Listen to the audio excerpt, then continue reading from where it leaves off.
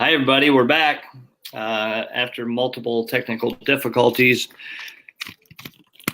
We're back with you. We'll just give the audience a chance to catch up with us here. For everyone watching after the fact, I want to welcome everyone to the Survivor Series. The Survivor Series is an original product of NoMoreHeroin.org, and we showcase powerful and inspirational testimonies of people that have overcome seemingly insurmountable odds to have a life of purpose, to recapture and regain their positions in society, and are willing to share their testimonies of hope with us. So tonight, our guest is Mac Mullings from Oklahoma City. He is a radio personality. He has a new platform called Rise Above Radio. It's doing really well. You are an up and coming voice for recovery. You have a powerful testimony. You have a faith in a higher power that is evident in everything you talk about and what you do. And I'm so grateful to have you sharing your testimony and giving people out there hope, because as we all know, the death tolls are rising, and there's no sign of stopping anytime soon. And you and I are one and the same in a lot of areas of our life. We've been given multiple opportunities, and it's our time to make the most of our opportunities, give hope to other people. We have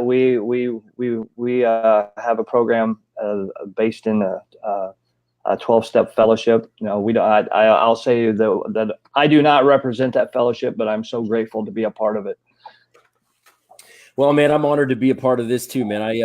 It was funny. I was telling somebody just the other day, it's for a guy like me to be able to come out and talk about things like this, and actually,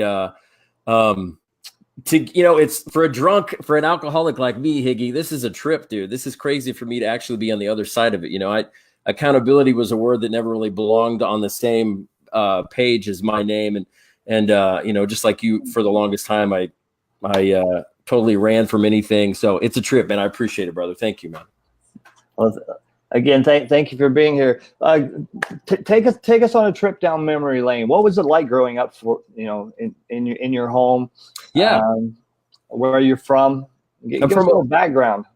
I'm from Oklahoma City. I'm the youngest of 5, man. Big family, great parents. I had an awesome relationship with them growing up and stuff. See, that's the thing too, is I came from a really good family. It's everybody always wants to kind of, they wonder what happened when you were growing up. Was it like your parents or whatever? No, man, I had a great upbringing. We never really wanted for anything. So my addiction, actually, my story kind of begins, I think the first time I remember actually having a drink of alcohol was maybe around the age of probably about 13 or so.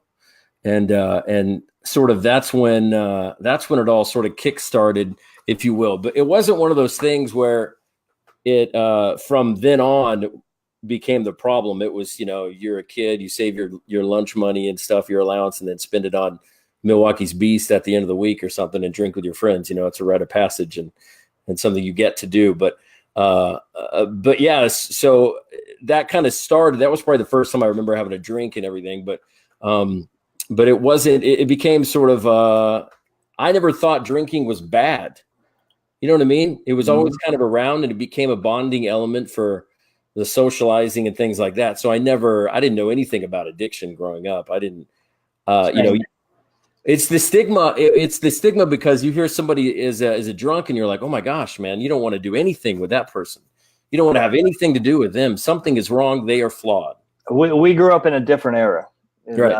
The drugs were around and prevalent, but they weren't deadly as they are today. Right. Go ahead.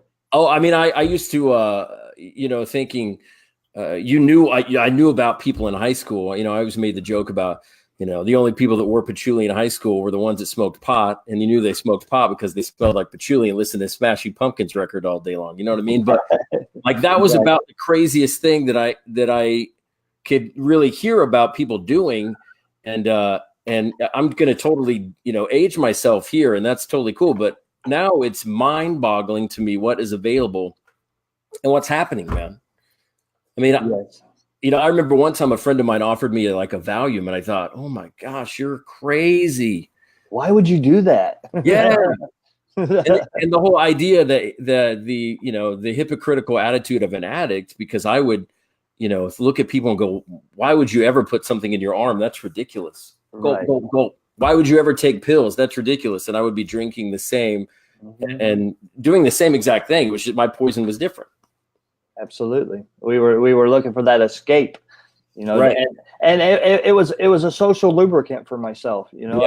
I grew up with that inferiority complex, and alcohol made me feel powerful. Right. It made me feel comfortable in my own skin.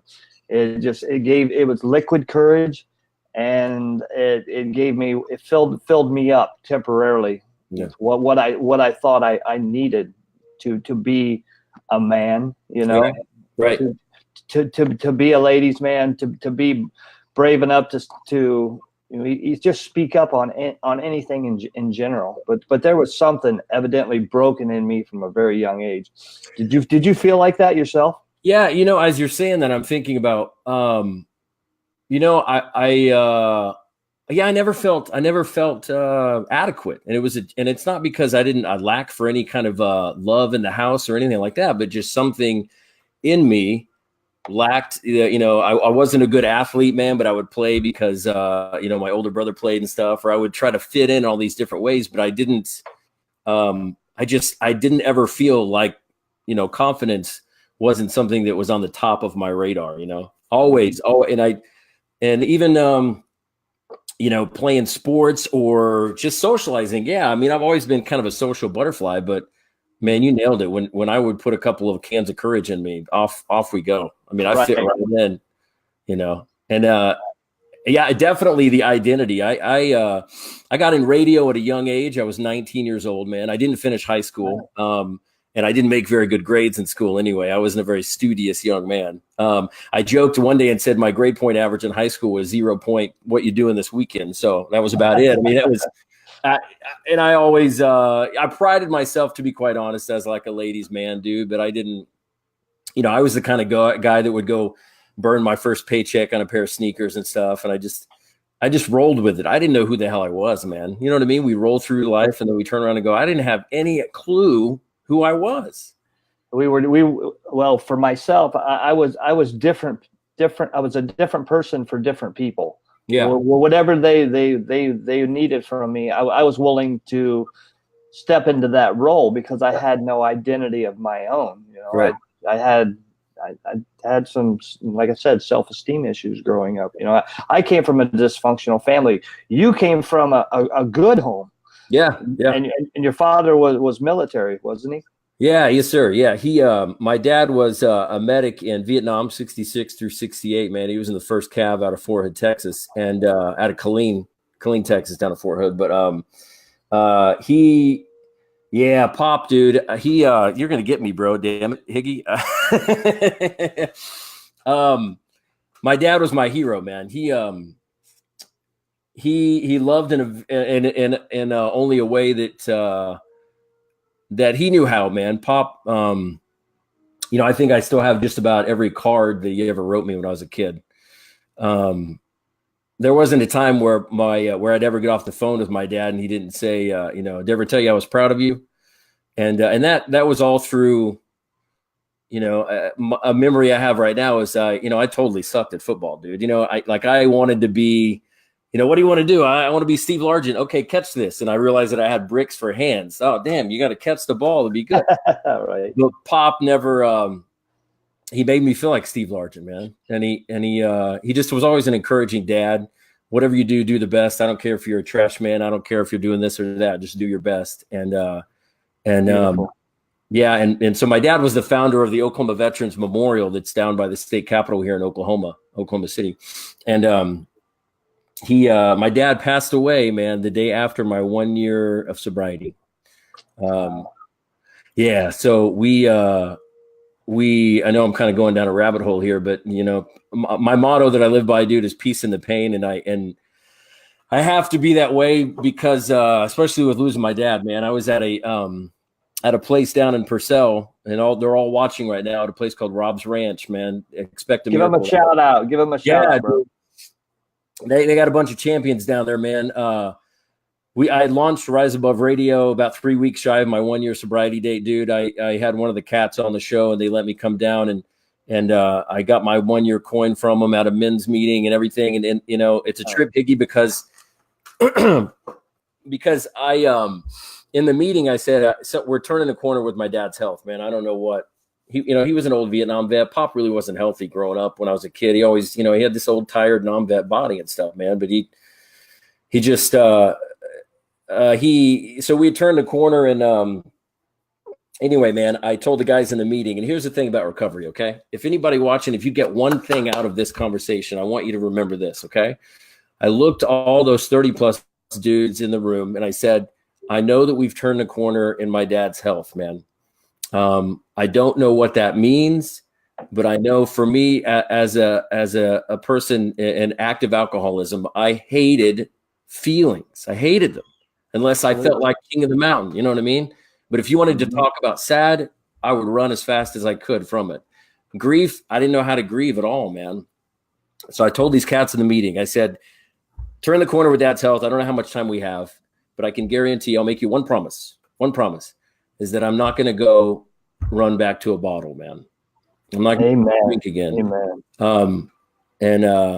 And I didn't, man. And yeah, like the very next day, bro, he passed away, man. We lost dad he passed away in the bed. My family had been there with him and stuff, and they laid him down in bed. And so if you're gonna die, it was a very peaceful way to do it. But damn it, I was not ready, man. And it stings, bro. It stings. It sucks. It does. If I think about it too long, then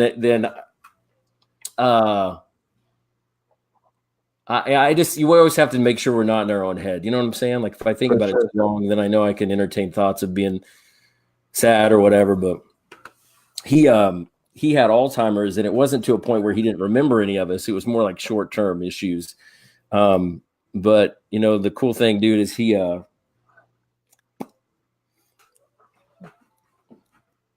my dad got to see me sober, man. Yes. And I got to be the thing about recovery is we always try to, in active alcoholism, I always tried to be the center of attention, and I always tried to have things revolve around me and everything. But after my dad died, I got to be accountable for my mom when she lost her husband, man. I got to be there for my siblings when they lost their dad. And I got to be there for my my daughter who's in the other room that's 7 that lost her Gampy, man. I got to be a man. That's what's up. People need to hear that. Those are true blessings to our path of recovery. We get to redeem ourselves. It is attainable. We can have our family back in our lives. We can have careers. We can walk through pain and fear and suffering and still maintain, our composure. Yeah, man. Amen. These last couple of years, man, have been really tough. Grief is one of the things I always ran from. When I was 19, I lost a best friend in a car accident, and I didn't know how to grieve, dude. We got drunk when he passed away. We all got together, got drunk, and we listened to sad songs and cried, and that's what we did. And I thought that's how you grieve. And then, but in 2016, I lost my grandma the day before Mother's Day, and she had fallen in January, so it took her a couple months, And anyway, man, I showed up at the nursing home a couple of times drunk, and I didn't go in, and I drank to deal with it. And I would say, oh, well, she's lived a long life, she's ready, and things like that, and all this bull crap that I tried to tell myself that. But anyway, I drank the morning of her funeral, dude. I spoke at the funeral. I drank the night of it, and I had no idea how to handle it. Now you fast forward almost a year later, and her husband joined her, and my grandpa passed away in the same room that she did, bro, with the bed, in the same spot and everything. And what was different? What was different is I had 4 months of sobriety. By the grace of God, I ain't doing a damn thing. I'm just getting out of his way. But also, I got to hold his hand, dude.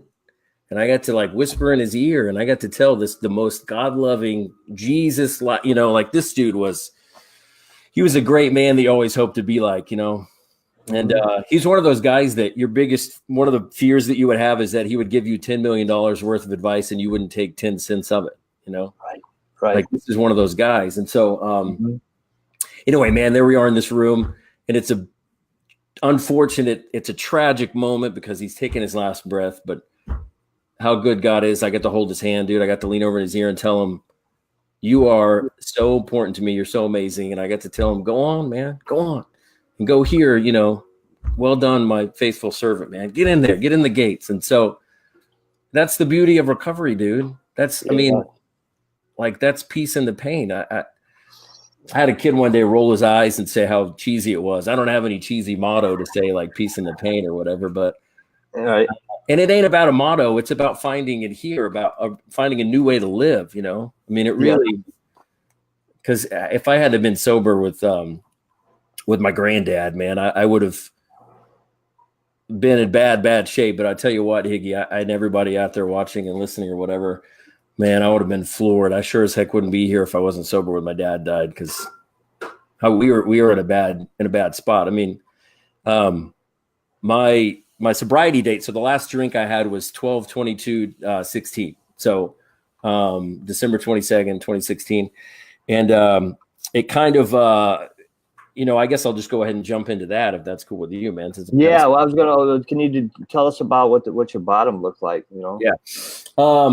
I had been, so that whole year, man, lost my grandma in May. And then it was really didn't really know how to sort of face all those feelings and stuff. And life was just coming at me, dude. I was going through a divorce and stuff with my daughter's mom, all that failure and everything, these feelings of just all kinds of, damn, dude, I was sad. I felt like so much shame and just fear. I didn't know what was going to happen next, and like in moment of total transparency, man, a car was going to be repoed.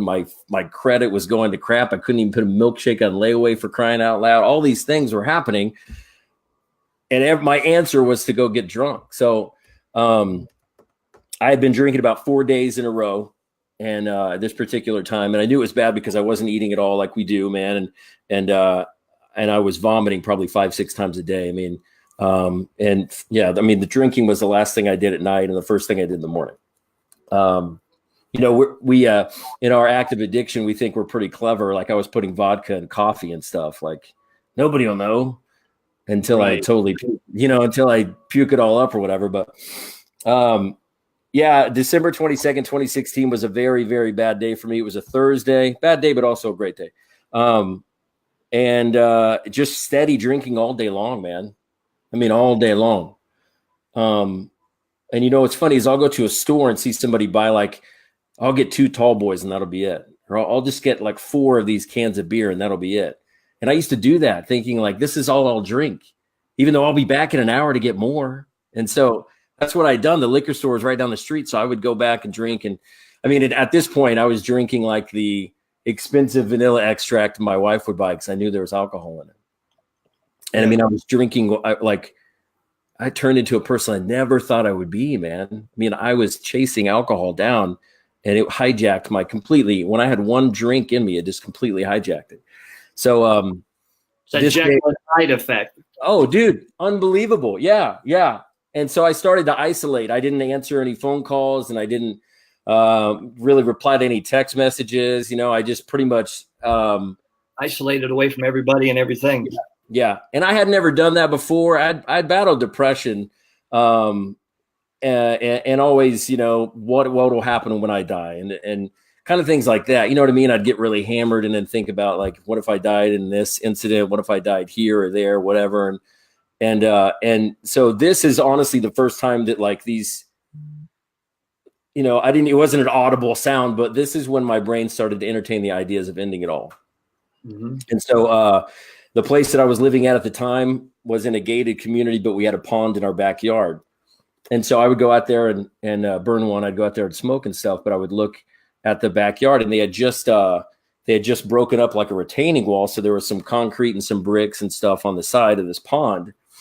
And so the more and more I drank, the further down in depression I got. And at this point in my life, I was completely void of any kind of spiritual walk, man. I was it was, spiritual bankruptcy completely. Absolutely. And so the idea, very unorthodox thing, an unexpected thought was, why don't you grab some of that? Why don't you get drunk enough and walk into that pond and grab some rocks or whatever it is to try to weight yourself down and then don't come up? Sort of like a Jeff Buckley thing I had in mind. Just walk in and then don't come out. And so, man, it became real, dude. And the way I explained it to someone is it's like a horse racing at a track. They put blinders on them, right? So they can only focus on what's ahead. Right. Where my thoughts were going, man. It was just completely right down the idea was the path to do this whole thing. And, but what's funny about this moment is that, or this whole night is that I go inside, bro, and I'm still doing my thing. And the thought was that, well, I have a tent and I'll buy a bunch of booze. I got a tent. I live by a lake. So I'll go, put the tent up and drink and then do it at the lake, just stumble in somehow. And then I thought, you know what? I've been drinking. I shouldn't drive. The responsible drunk. That's what I was.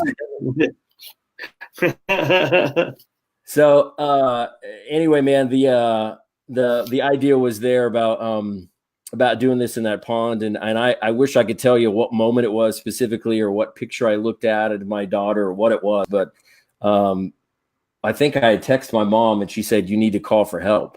And so some people think I'm crazy because they took me, but I called 911 and I told these guys, I'm not hostile. I'm not aggressive or anything. I'm just not right. And so these two cops came over to the house and talked to me about everything, man. And I don't think they'd ever been in a call like this before because I was just, you had to peel me off my couch, man. I mean, and I wasn't drunk. I was beyond drunk. I was kind of just vacant. Right. Absolutely. But thank God you had the ability to reach out and let people know where you were, even as horrendous as that bottom was. That moment that you reached out and let people know that you weren't right, set you on the path to where you are right now. Yeah, right. Yeah. I mean, it takes courage. Asking for help isn't a sign of weakness; it's a sign of strength. Yeah, I'll tell you, all my life, man, I wanted to be.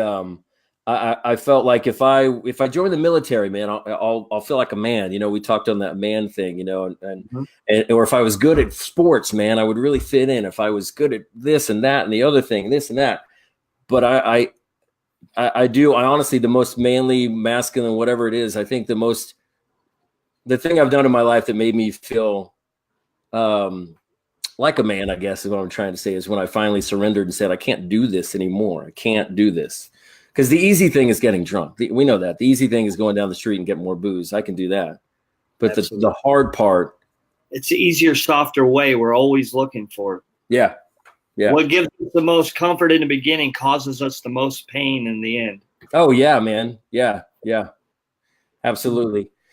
And so these guys took me to a hospital here in Oklahoma City, and I detoxed. I was there for like 9 hours. I have no idea what my alcohol level was because they checked it like 4 or 5 times. And so at some point I did something where they did not favor. So they took me out of this room, of this ER room, with the bed and whatnot. And then I was given like a blanket and then told to kind of rack out on this plastic couch. And so cold room, plastic couch. Still, what's happening? Maybe I started to sober up just a touch, but I was like, I don't know what's going on. And man, they brought me a lunch. It was a dry sandwich or whatever in a cardboard box, right? Like in a local, like a just lunch meat and bread. Right. And, like a jail sandwich. Exactly, man. And so the thought of quite honestly, hey, jackass, you need to take this moment, need to learn from this, because either what you're looking down at is probably the kind of stuff you would eat if you were incarcerated. Sure. And it was like, that's where you're heading if you don't figure it out, because you'll either be, in jail or you'll be dead. Sure. Now sort of everything was kind of moving in me, and there was definitely a spiritual warfare, without a doubt, man. There was definitely a struggle. Prior to this, I'd go to church but I would talk the talk, but I wouldn't walk it. No, not at all, man. I had like all these books. We buy all these books, but we don't read any of them, right? We pay down the $20, $25 to buy a book. Yeah, self-help. I'll be a man of Christ. Like I never even read it. It collected dirt, dust. And so, and it wasn't like this, weekend retreat, or I didn't walk through like this, archaeological biblical site or whatever, these different things, man. It was just in a dark waiting room at a hospital, where I really did feel an encounter with my higher power, man, like at that very moment. And everything changed.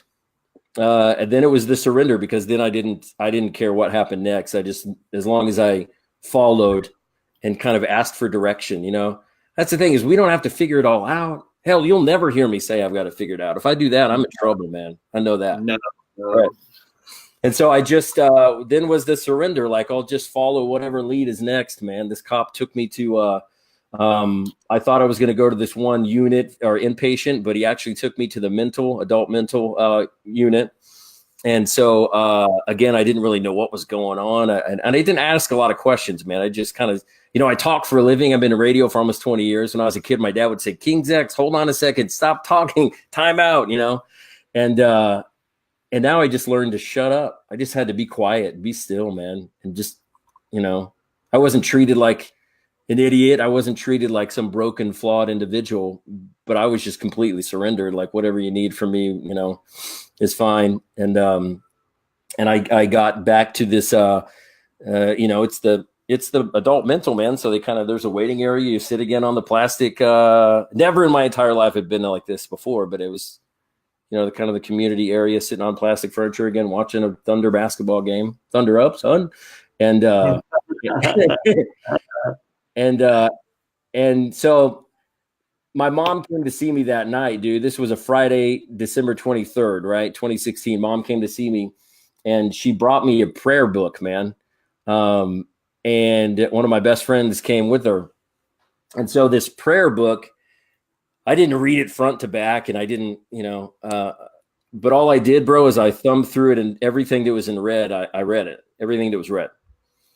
And so later on that night, man, I was pretty scared to go to bed. Honestly, I didn't know what the hell was going on. I didn't think I'd be able to sleep. I'm the kind of guy, I don't camp out. Like, it wasn't, I just was like, how is this going to go? And so I kind of just clutched that prayer book like it was my favorite blanket, man. And I just had an open heart the whole time. Even if I was sleeping, I just said, do something, please do something.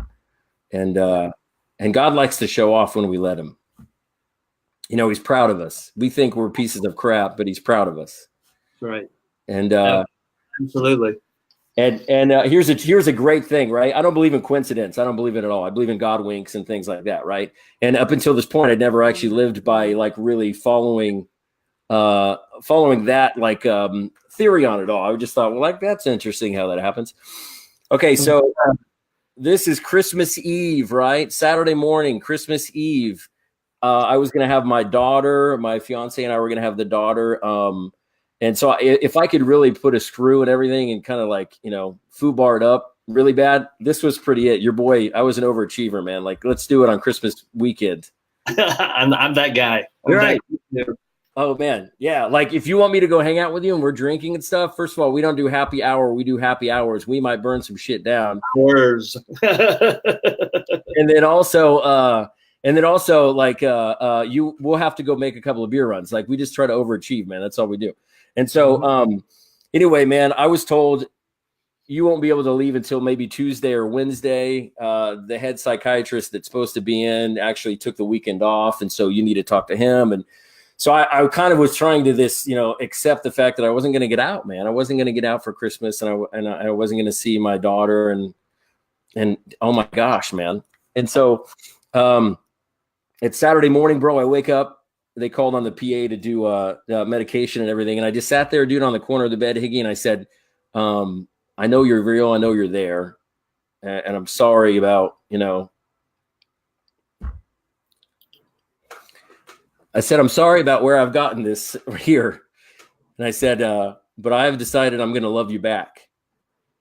I know you love me because I'm here for a reason, but I decided I'm going to, you've been looking down at me the whole time, but I was looking down into a bottle. I'm going to look back and I'm going to love you back. And so, and then I said, if there's any way that the medication, I was like, I don't know what they're giving me, but if there's a way that you can make it not so strong, if I can just talk to someone, man, and don't let me trip over my tongue, but I'm not going to try to talk my way out of it. I'm not going to do it. I just want to know what's next. And so that's, again, God said, check this out. And so I go and I sit in this area, man, I get the medication. And then I hear this lady come and say, she's behind me, but she says, hey, I didn't think you were supposed to be here.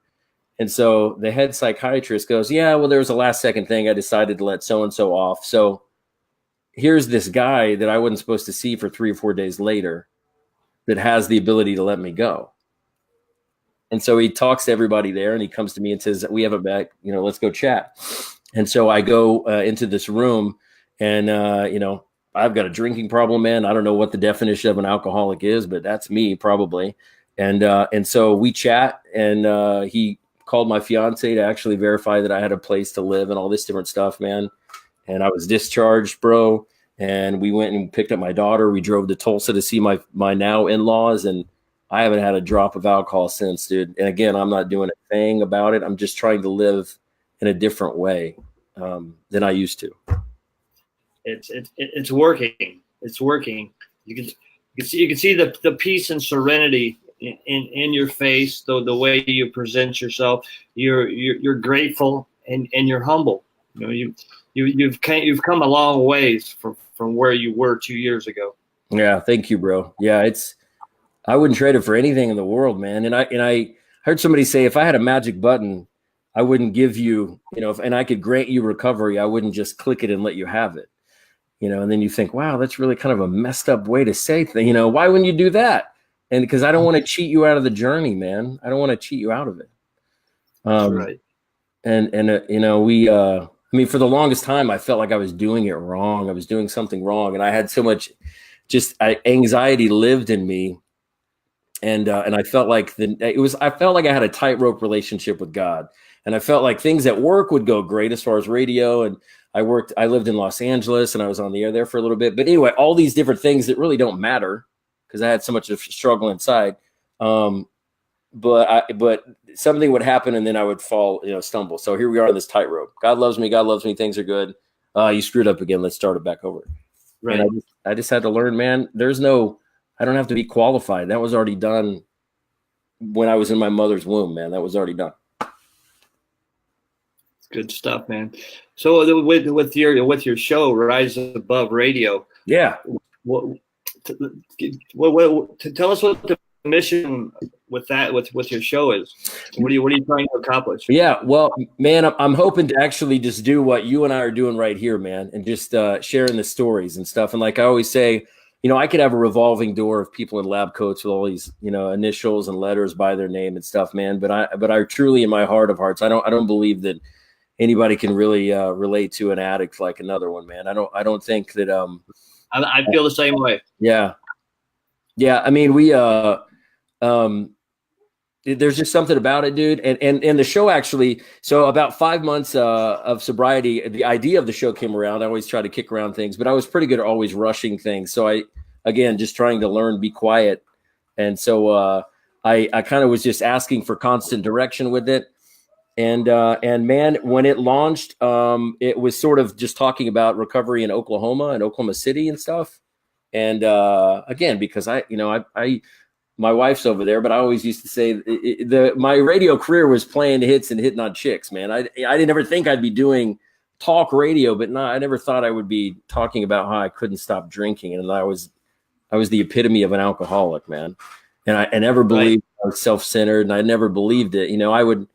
It's just funny what we really get transparent with ourselves, man. And I'd go to a meeting and think about what am I going to say next when they call on me? Ooh, when's my part? When do I get to talk? And then it's like, dude, shut up and listen. Absolutely. And so the show is really all about people just sharing stories, man. It started with alcohol. But we've had, Bonnie says the show's pretty amazing. Thank you, Bonnie. Yeah. Bonnie called in from Alaska, dude. She floored me. She got wind of the show somewhere, but, Bonnie is amazing. Yeah, dude. But it's the funniest thing I've ever done in radio, man. And I hope it never. Alaska. Yeah, right. Yeah. And I hope it never changes. But honestly, my prayer about the show is that, keep me from being self-seeking or anything like that. And if I ever get that way, then take it away. Have somebody else do it, or don't let me have it. Because really, man, it's just a place for people to call and share stories. And I've had Oklahoma eating disorders on before. So we just talk about all kinds of stuff, man. And I'm always, looking for people to come on and share, man. It's a great thing. I love it. It's a blast, man. It's God's show, though. It's not mine. It's God's. Absolutely. That's exactly what I do with this. I'm hoping to be in a position where I can, I can help get some help with my broadcasting skills and the technical issues and whatnot. But we need these testimonies, these stories, whatever you want to call them, of overcoming, because I remember being that guy locked in my apartment by myself with the windows drawn, locked doors, feeling there was no way out. I had no choice but to drink and get high. Right. Yeah. And just to feel any kind of way at all.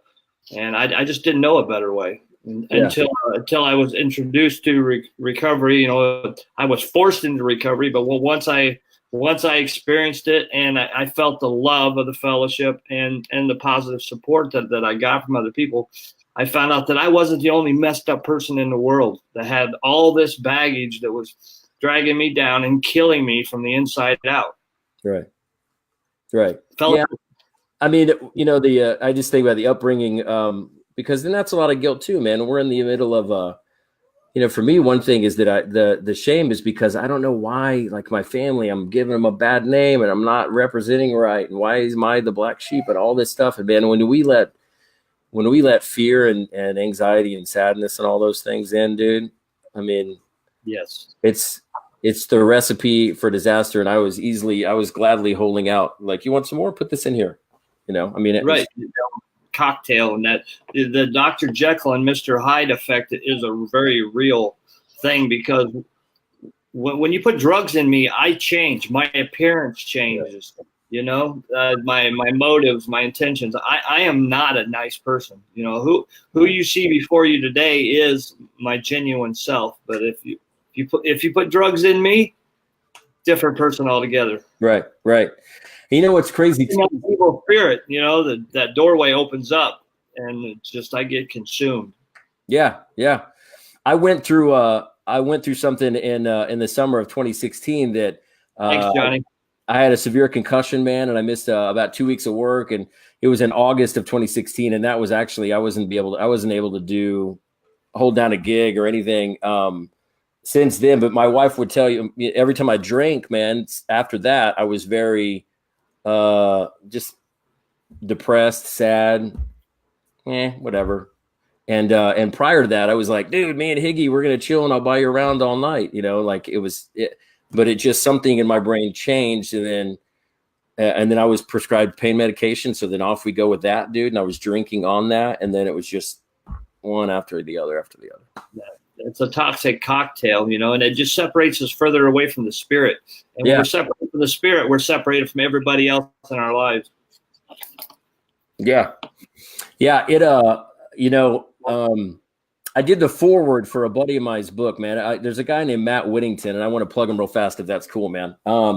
He has a book called Forgiven, and you can get it on Amazon and everything right now. But Matt's story is incredible, dude. He was raised by an alcoholic mother, and he had so much resentment and just anger and frustration because she never quit, and unfortunately she passed away, and it was complications of drinking and stuff like that. It all kind of caught up with her. And so Matt, again, Rise Above Radio is God's show, dude. And so, but Matt was on with me one time, and he was inspired to reach out to some other people that were on the show, and he challenged himself, and he stepped out of his comfort zone, took a chance on faith, and really learned what addiction was. and how to forgive himself, but forgive his mom too. So the book Forgiven, it's a beautiful thing. But anyway, I wrote the foreword to it. I was blessed. He asked me to do it. But in the foreword, I talk about how, losing jobs and relationships and stuff, man. I mean, I was canned in January of 2016. Again, bro, overachiever. I got canned the day before my 36th birthday, man. Yeah. Your boy went out to a Madonna concert, right? Hey, listen, she wanted to. Happy wife, happy life, right? And so anyway, man, and I stayed out late and did what I always did, and I got canned, and that was in January, and then I come down to Oklahoma City and I work, and then wherever we go, there we are. And so I got fired again because I drank like a fish, and I wasn't responsible, I wasn't accountable, I didn't. And it's a trick, even big family, which means you have big family gatherings and stuff, and yeah, it's the nephew's birthday party, but I'll go and let me drink before. And then what time is it? Any occasion, National Potato Day. Yes, we're right. Partying. We're partying. Dude, I got hammered one time watching like soccer, World Cup soccer, or March Madness. Here we are on the cusp of March Madness, and I can't dribble a basketball to save my life, but it's like, let's go get hammered and watch basketball. Do you have a bracket? No, but I'll have a beer. I mean, dude. And I couldn't keep a date book. I couldn't keep a calendar. I couldn't remember when your birthday is or whatever else it is. And I'm so busy, I don't have time. But man, I could find time to go drink. I could find time to get to the bar. But I know that feeling very, very well. Clean and sober is better. Oh, dude, I wouldn't trade it for anything in the world. Life still comes. I had posted a video the other day about and you and I think talked about it, but I went and watched the sunrise with my dad. I know he ain't there. That's just where we laid him. But he's, at Rest Haven Cemetery here in Oklahoma City, but my grandparents are there. And anyway, man, it's that peace in the pain, dude. It's hard. I miss my dad like crazy. My mom has always been sort of the rock in our family, and mom was diagnosed with stage 4 breast cancer last summer. And she's a fighter. But I can't sit there and be like, oh, well, I feel uncomfortable. I feel uncomfortable because the codependency in me will just eat my lunch if I let it. I can't help mom. I need a drink. I can't help so-and-so. I need a drink. And man, it was very different going to see my dad and actually kind of relaxing and enjoying the time there because, 2 years earlier or whatever, I was at a buddy's graveside drinking gin out of a protein shaker, listening to sad songs. You know what I mean? It's just, it's a way better way of life. Torturing ourselves. Yeah. Yeah. But I wouldn't trade it, man. It's a great thing. February 23rd of 2018, my wife and I went to the doctor, went to an appointment. We have a daughter. She'll be 5 months old on the 10th of this month. But she's a beauty. She's a beauty. I told her she's gonna have to come in before we cut loose and stuff, man. But anyway, dude. So my dad died. Dad passed away December 23rd of 2017. Man, it was 2 days before Christmas, 2 days before what would have been his 72nd birthday, and it was the day after my 1 year sobriety. Right. So we keep trucking, eyes forward, 1 foot in front of the other, man. Stay in constant contact with my higher power. See what I could do to help others. And so by the grace of God here, like he says in Amazing Grace, he saved a wretch like me, man. Here I am. So we fast forward, and on February 23rd, we are going to the appointment to hear the baby's heartbeat, right? For the first time. And so I'm brushing my teeth and I look over at my wife and I said, my dad's heart stopped beating 2 months ago. But I said, in 20 minutes from now, we're going to go hear the beat of whatever that little human is that we're making in there. That's right. And it's just being, it's a mindset, man. I mean, if you're listening right now and you're watching, you don't have to know all the scriptures, man. You don't have to know where the books in the Bible are. You don't have to know who this person or who that person was or whatever. You just have to open your heart and say, please, please touch me in whatever way that means to you. My, the encounter with me isn't the same as you, Higgy, right? I mean, it's totally different, but you just have to be open for it, man. And you have to be willing and surrender. You might think it's a sign of weakness, but brother, you nailed it when you said it's the sweetest victory there is. That's right. That's right. Yeah, so you want to bring well, two things. I would love to see your daughter on camera. Okay. Your little girl. And if you want to give a shout out to the guys at the home that you were talking about. Yeah. Well, I have this hat, Pello Outreach. So Joe Pello gave me this hat, dude. He's got an incredible story too, man. But Jim Riley Outreach, and man, that's the thing too, Higgy, is recovery is not a community I ever thought I'd be a part of, but I wouldn't trade it for anything, man. I used to think these are my guys. I'll go to the bar and they'll make sure my glass is never empty. And these guys really have my best interest in mind. These guys I meet, like yourself and all these other champs in recovery, dude, that's where it's at. These are the relationships that really matter. Because at the end of the day, who's going to have your back and stuff? Those cats I used to drink with, no. Where were your buddies when you used to drink and drug? Where were they at when you started to get clean and sober? You disappeared. Right. Yep. But yeah, dude, Rob's Ranch down in Purcell, man, amazing place. They're all actually watching right now, dude, which is mind-boggling. But it's that place. They say expect a miracle, and they do, man. Anyway, brother, I'm full of gratitude, man. I have been all day long. I'm an emotional guy anyway, and I am as well. And I just have a heart full of joy, and it's not, sadness and despair and fear and resentment and guilt, all these different things that used to pump the blood through my body. Now it's just joy and optimism and love, dude, and gratitude, man. So that's what it's all about, for sure. Yeah. You want me to get the little ankle biter? I would love to see her before we close. No, that's truly a blessing of recovery right there. The promises. That's what we're talking about. Anybody that doesn't believe the promises come true, you're about to see proof.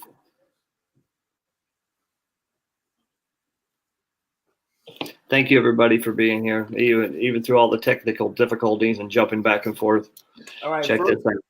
First, we have McKenna. Hi. This is McKenna. We call her Bean. She's 7, and man, she just took a shower for the first time. Yeah, she's beautiful. First time. It's my little sister. Here's Amelia. Oh, yeah. Look at that. Yeah. We know each other very well. And you have a beautiful family. Thank you, brother. Thank you, man. You know that. Right. Yeah. Come on, thank you, man. Yeah. True blessings of recovery. No, go on. Yeah. That's what keeps me going, dude. For them. I used to live what's it for me, but it's for them. They absolutely deserve you to be the very best version of yourself that you can be, and you're doing it today. Well, thank you, bro. Thank you, man. You're being an amazing stand-up role model type of guy. That's in your community. In all communities, we need men to stand up and speak out and share your testimonies and give other people hope that are at the bottom of the bottom, because we came from the bottom of the bottom of the bottom of the barrel of life to be where we are today. Right. Yes, sir. The fact that I can even put words together and form sentences after the damage I've done to myself, it's just it's amazing. I'm grateful to have this opportunity to spend this time with you, and I really am grateful that we finally got it together. Yeah, man. I would love to have you back on again sometime. Oh, I'd love to, man. I'd love to. And I want to say something to you, brother. You and I have never met face to face or anything, but I want to tell you something. I used to, losing my buddy when we were 19 and everything, I used to think I'm going to try to live the way he would want to. So yeah, I'll go to the concert and I'll go backstage and I'll do this and do that and stuff. And it was not honoring anybody at all. So I'm sorry for your loss. Thank you. You're a champion, dude. And what you're doing right now, this show and everything, man, you're honoring that guy and all the others, man. And God bless you, dude. Thank you very much. Yeah. Thank you. That means a lot to me. Yeah. Well, any words of encouragement for someone out there that's on the fence, maybe contemplating a relapse or just contemplating a different way to live. Yeah, man. As cliche as it'll sound, but community is everything, man. Being plugged in with like-minded people like yourself and everybody else. I mean, you need somebody who's going to call you out, but you got to be transparent too. You really got to be honest about it, because I used to really hide all those things and stuff. And one of my favorite things about recovery now, dude, is being honest and really kind of figure out how I feel, man. I didn't know who I was, dude. I mean, I didn't know how, if you would ask me about, who's Mac? And I would say, oh, I work in radio, that I do this show and I do that show, whatever. You're like, no, that's what you do. But who are you? Who are you? And just get real and transparent, plug yourself into a program, reach out to anybody, dude. You can, on your page, No More Heroin, there's all the links and stuff. My info's there. Reach out to me, reach out to Higgy. And just, and learn to love yourself too. That's the thing. It's totally a different way, because in addiction, I love myself, but now in a different way, it's love yourself to where you don't have to drink and you don't have to drug, and take it easy, man. That's right. Take it easy on yourself. Be kind to yourself. Yeah, absolutely, man. Yeah. And that's what it is. Just learning it's a different way of life, but man, it is so much better than you could ever imagine. I mean, it's even it's a better way. Like this last week, man, I was hoping to get something and it was like for a recognition here in the state of Oklahoma. And so I didn't make the list, and I was kind of bummed about it at first. And so, man, the first thing I did is I sat back and said, why am I disappointed? What is it that makes me disappointed about this? And it wasn't for the self-recognition. It was because it was going to be for Rise Above, and I wanted recovery to get the attention that it needs. But the great thing is, after I get the news that I didn't make the list, you and I have a conversation, and then off we go. That's right. Yeah. As long as we stay clean and sober, we can do and be anything that we want. This is true, man. And we're always, and as long as we're in that frame of mind, anything's possible. There's always going to be another opportunity. Yeah. There's always going to be another person that needs to hear our story. So we just keep doing what we do. We keep grinding. Right. We do, man. And all the things that, you can't, I used to have to feel like I can't fix anything. I'm just buried in all these different problems.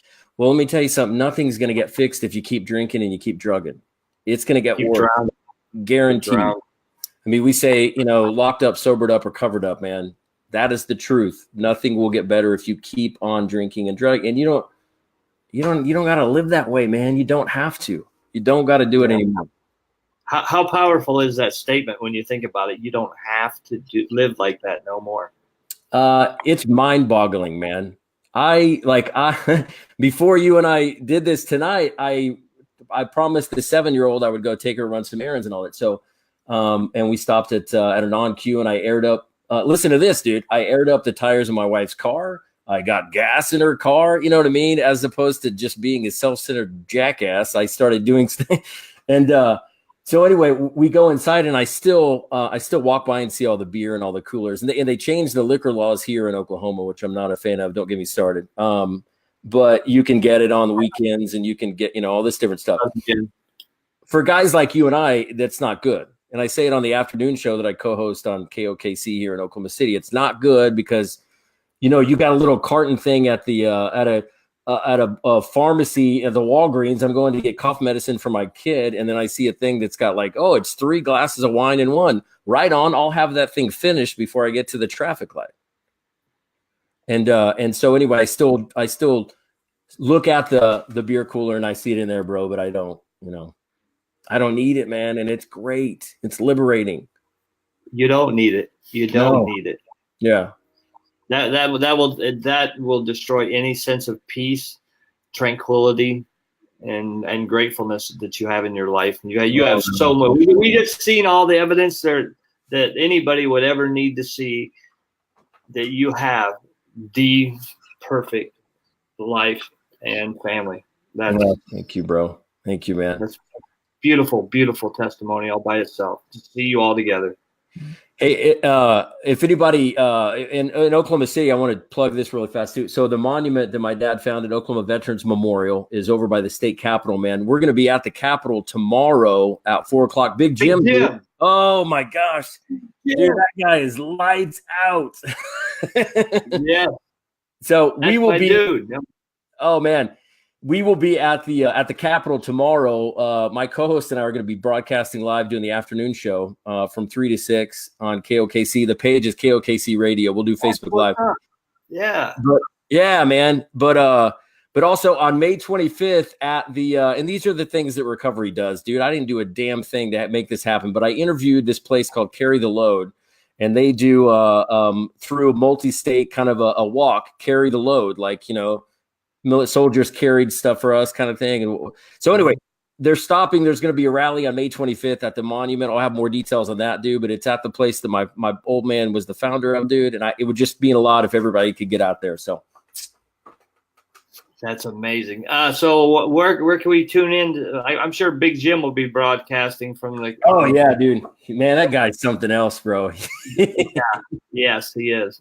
Yeah. We were texting back and forth, and, you know, what's funny is as much energy and time that we put into finding our booze or to finding our drugs or our fix or whatever it was. And I don't even care if it's, you know, finding the way to get to the casino to pump in that last quarter that you own and that, you know, when you know it's a problem. But anyway, that guy's on fire for recovery, dude. And you talk about somebody putting as much effort into getting hammered as he is to making things happen. That's it right there. Like guys like you and Big Jim, dude. So we'll be, it's KOKC Radio is the Facebook page. If you're in Oklahoma City, it's 95.3 FM. And then we're on iHeart Radio and all that stuff, dude. But yeah, we're trying to make some things happen. Oklahoma here, they're trying to really do a criminal justice reform. And my passion really is to start getting plugged in with the drug courts and stuff, man. You know, a good friend of mine says addiction is a modern day leprosy. And I believe that. And the hypocrisy's got to stop, dude. I mean, you know, you hear about people, why can't Higgy, why can't Mac get their shit together? Why can't they stop drinking as the person's, you know, doing the finger stir on their third martini of the night? It's got to stop, man. Addicted people, an addict is not a flawed individual, man. It is a disease, and it's the only disease that will ever try to convince you that you don't have a disease. That's right. That's right. It has to be self-diagnosed. You have to be in a state of surrender. And willing to address, you know, and just walk through. And we are so seized up with fear in the beginning and guilt, shame, and remorse. You know, but there is a way out of that. You know, there is a process to this, and there's people that have come before us that show us how to do this. So yeah, I think you know, you say that shame and guilt and everything. Like I had to break up with alcohol, so then there we go again with the grief because I had to break up with it. Mm-hmm. But just a note of encouragement for someone. Don't let the feelings intimidate you and don't let them make you anxious, you know, like try to find out and talk about what you're feeling. Cause I never thought I'd have to mourn my relationship with alcohol. Like, what is this? And that's what it was, dude. I was, you know, something that always there when I thought I needed it, you know what I mean? But so recognize the feelings, ask about it, get help, but don't be intimidated by it, man. Just have an open heart and ask your higher power to come and to give you direction. And you know, you don't have to worry about, you don't have to try to get it all figured out, man. I had to learn to take it easy. Take it easy. One day, moment at a time. It quit work ago. So why keep beating ourselves up? It doesn't work anymore. Right.